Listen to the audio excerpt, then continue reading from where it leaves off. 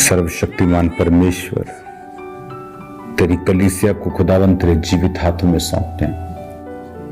आज जितना वचन ये सुने इनकी जिंदगी में 100 गुना फल आए, अंधकार की शक्तियां इन फलों को चुरा ना सके। खुदावन तेरी पवित्र हजूरी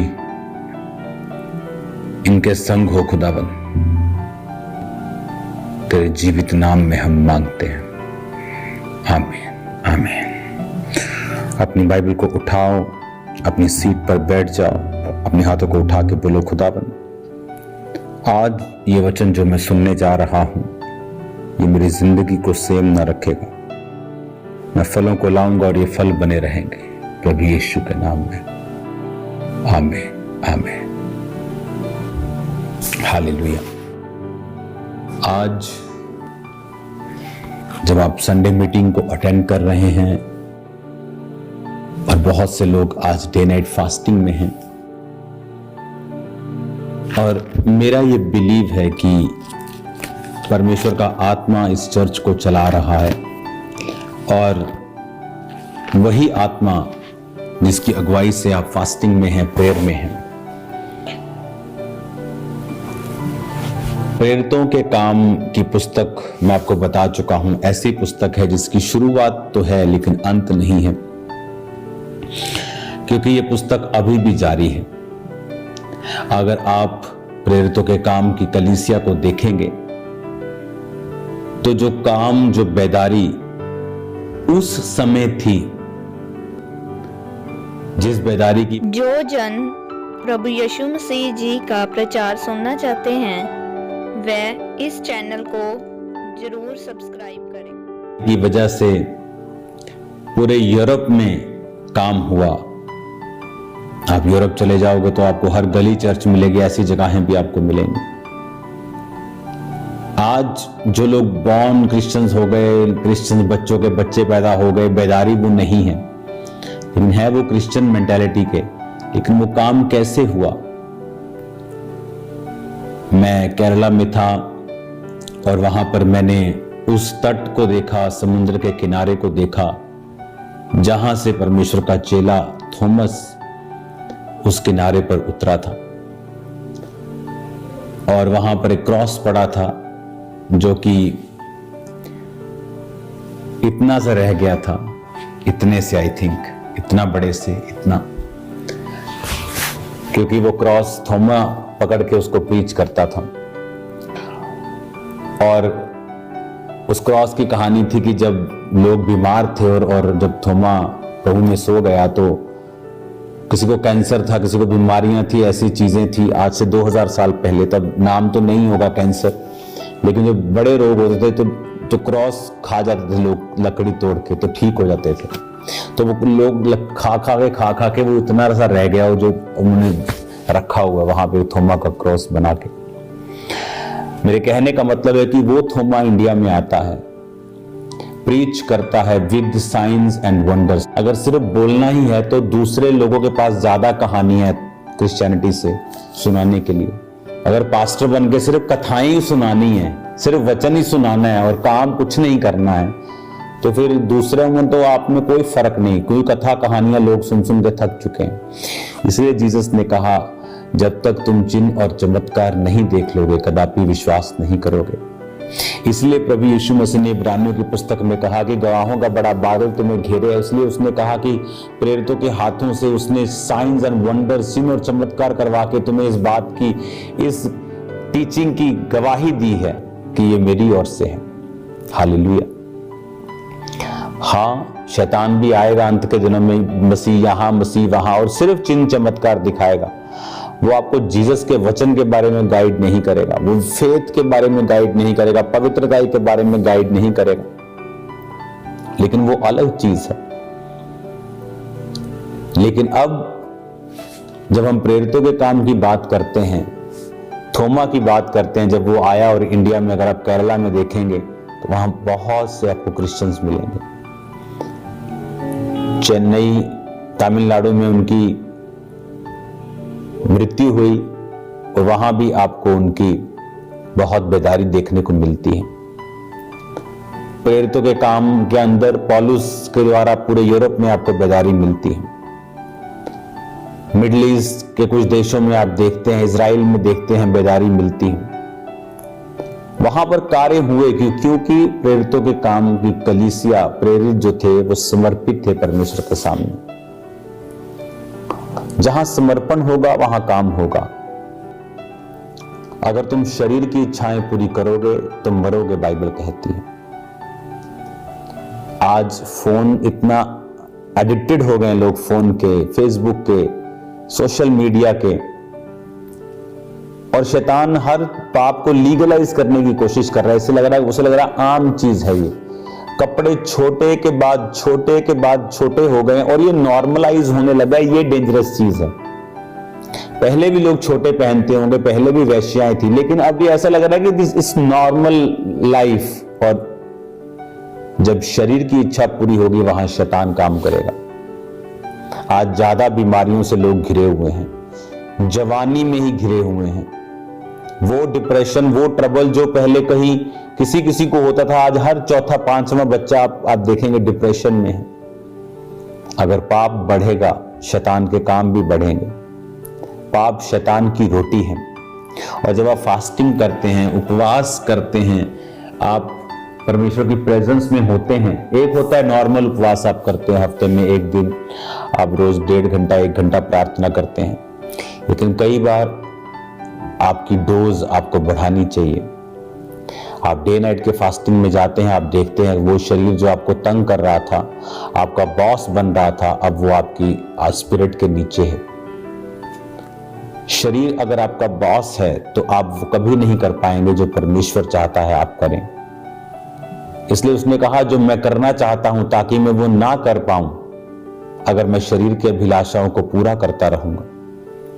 इसलिए पौलुस ने कहा मैं अपने शरीर को मारता, कूटता और वश में लाता हूं। किन्होंने प्रचार किया, किन्हों के द्वारा काम हुए? पौलुस, उस पूरी स्टोरी पढ़ो, उसकी पूरी जिंदगी निकल गई शरीर को काबू करते, शरीर के कामों को पर फतह पाते हुए, और इसीलिए वो काम कर पाया। पतरस, याकूब, यूहन्ना, थॉमस अपनी जान की परवाह नहीं की और इंडिया में आके वो प्रीच करता है। प्रभु का देखो कितना बड़ा फजल है कि प्रभु का एक चेला 12 में से, देखो 200 के करीब देश हैं, तब 200 नहीं होंगे तो थोड़े कम होंगे, और देखो परमेश्वर का एक चेला इंडिया में आता है कि परमेश्वर को मालूम था कि आने वाले सालों में क्या होगा, किस प्रकार की बेदारी को लोग देखेंगे। आप जो देख रहे हैं ये सदियों में एक बार होता है, और आपको और कलीसिया को समर्पित रहना है। अपने आप कुछ नहीं होता। थोमा ने प्राइस पे किया है, पौलुस ने प्राइस पे किया है। प्रेरितों के काम में बेदारी क्यों थी? हर व्यक्ति समर्पित था। प्रेरित कहते थे कि हम और कोई काम नहीं करेंगे, प्रार्थना और वचन की सेवकाई करेंगे। लोग कुड़कुड़ाने लग गए, हमारी विधवाओं को खाना नहीं है, ये प्रॉब्लम आ रही है। कहते ठीक है, एक प्रॉब्लम ठीक है, हम लोग चुन लेंगे, और 7 लोगों को चुना जो खाने पानी का इंतजाम करेंगे, लेकिन कहते हम प्रार्थना और वचन की सेवकाई ही करेंगे। कितने डेडिकेटेड और फोकस्ड वो लोग थे। एक दिन में 5,000 बैप्टिज्म, 3,000 बैप्टिज्म। इमेजिन करो 3,000 बैप्टिज्म एक दिन में। हालेलुया। मेरी चर्च में होते हैं बैप्टिज्म 500, 600 एक दिन में। हालेलुया। आने वाले दिनों में एक सरप्राइज मैं आपको दूंगा, ग्रेट सरप्राइज दूंगा, ग्लोरियस। मैं बताऊंगा नहीं अभी, लेकिन फ्यूचर में दूंगा। तो आपको ये समझना है कि जितना आप डेडिकेटेड रहेंगे, जितना आप समर्पित रहेंगे, शरीर पर कब्जा करके रखेंगे, उतना ही अधिक आप प्रभावी होंगे अपनी कॉलिंग में, अपनी लाइफ में। प्रेरित जो प्रीच करने के लिए बुलाए गए, आपकी लाइफ में जो आपकी कॉलिंग होती है, कुछ पास्टर कॉलिंग है, हर बंदा प्रीच करेगा, ये कॉलिंग है, यीशु के बारे में बताएगा।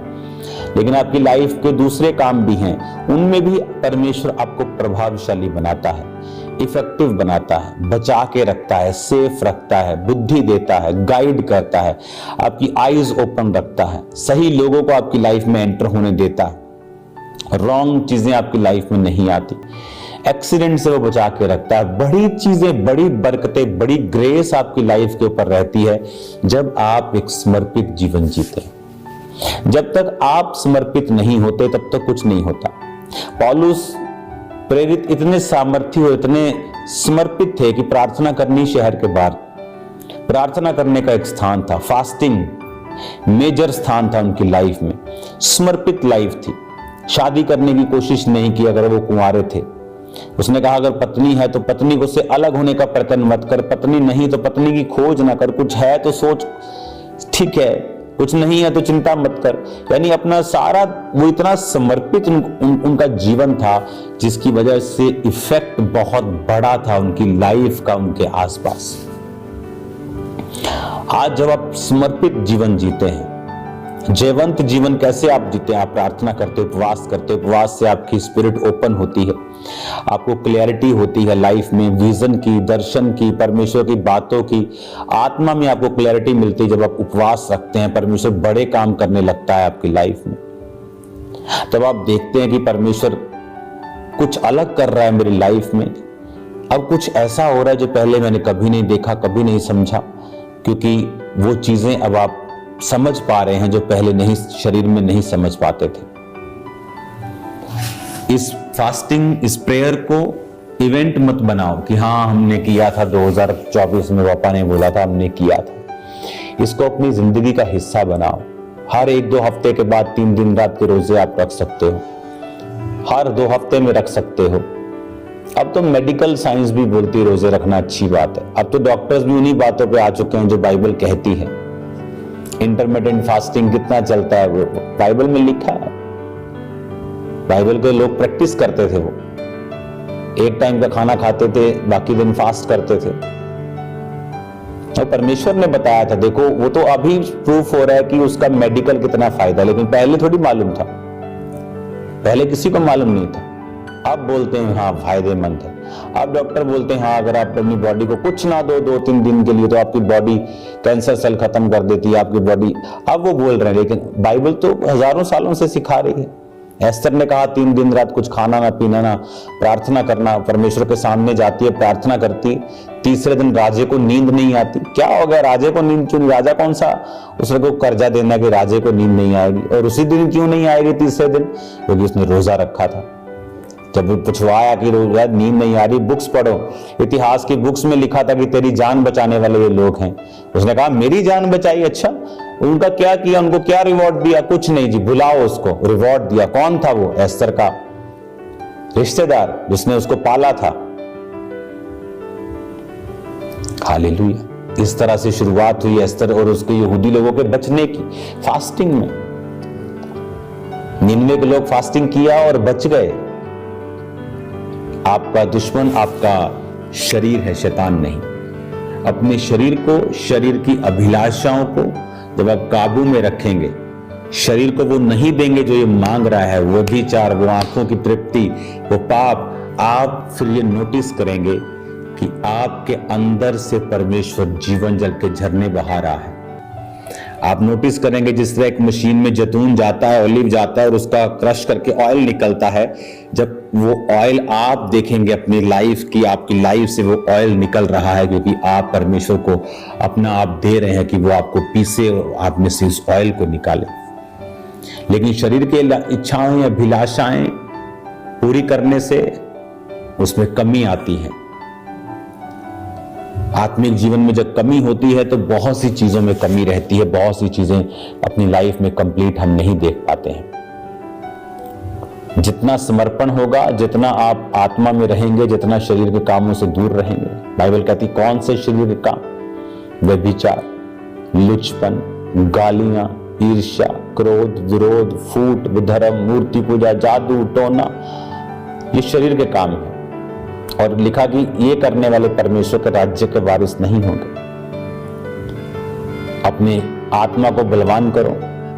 फास्टिंग करने से आप पाप के ऊपर फतह प्राप्त करते हैं। कोई पाप आपको तंग करता है, कोई शारीरिक आदत आप छोड़ नहीं पा रहे, फास्टिंग कीजिए, प्रार्थना कीजिए, फास्ट मोर एंड प्रे मोर, आप फतह पा जाएंगे। जब आप शरीर के कामों पे फतह पा जाएंगे, अभिलाषाओं पे फतह पा जाएंगे। आप देखेंगे कि आप शैतान की बाकी चीजों के ऊपर भी फतह पा जाएंगे जो आपको तंग कर रही थी। आप उन्हें दूर होते देखना चाहते थे लेकिन होती नहीं थी, क्योंकि ये इनडायरेक्ट चीजें सब जुड़ी हुई हैं आपके आत्मिक बरकत के साथ। God bless you all. मेरा बिलीव है आप लोग आशीषमय हैं। जब आप फास्टिंग खोलेंगे, वो आप खाएंगे, वो आपको ताकत देगा, आपकी स्पिरिट के अंदर वो परमेश्वर की आशीष को भी देगा। आप सेम नहीं हैं। अपनी स्पिरिचुअल लाइफ को मैं आपको इनकरेज करता हूं, कंटिन्यू रखें। इसमें स्लो आपको लग सकता है बट ये श्योर है, श्योर है। ये आपको स्लो सीम हो सकता है, it may seem slow but ये श्योर लाइफ है जो आगे आगे जीवन में आपको फायदा देगी ही देगी, 100% रिजल्ट देगी। God bless you all. Congratulations आपके फास्टिंग के लिए। अब कुछ दिन खा पी लो, फिर फास्टिंग के लिए तैयार रहो।